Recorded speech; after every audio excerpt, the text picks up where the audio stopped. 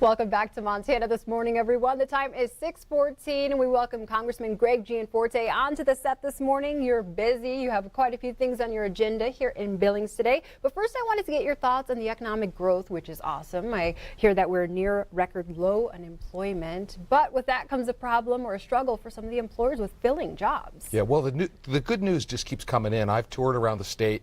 Businesses are working hard to hire. They're investing in their businesses. Wages are going up. I think one of the things I was most proud of, though, recently, I was in Helena, and a gentleman told me about his daughter, who's a single mom with 3 kids. Oh. And because of the tax cuts we put in place, her monthly check went up $400.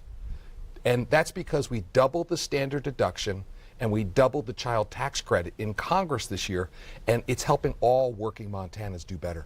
Definitely, and that single mom with 3 kids, I can't imagine deal. how much work that is. Yeah. And now let's talk about what you're doing here in Billings today. I hear you're heading over to Billings Clinic and taking a look at you said their psych ward over there. Yeah, that's right. This has been a real priority. Billings Clinic is such an asset to Billings and really the whole state. This is the medical center for the state.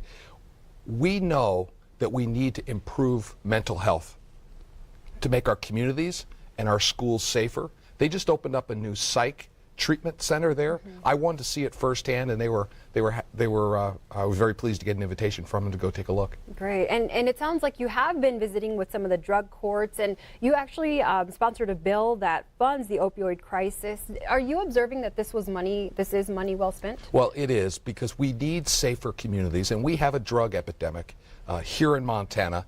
Unfortunately, we don't have Montana meth anymore. We have Mexican meth coming over the border. So we need to secure the border to clean up our communities. But we also have to find ways to help people get back on their feet. There's been too much focus in criminal justice on just incarceration rather than recovery. And these drug courts do exactly that. Judge Nisley right here in Billings does a fantastic job. I was just with the drug court in Gallatin County.